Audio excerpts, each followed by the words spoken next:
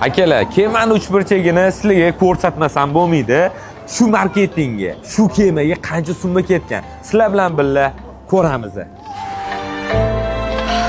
君の中にある赤と青き線それらが結ばれるのは真の像 Kemani balandligi 30 metr ekan. Umumiy maydoni 1600 kvadrat ekan. Akalar, kema bahaybat bo'lib yotibdi.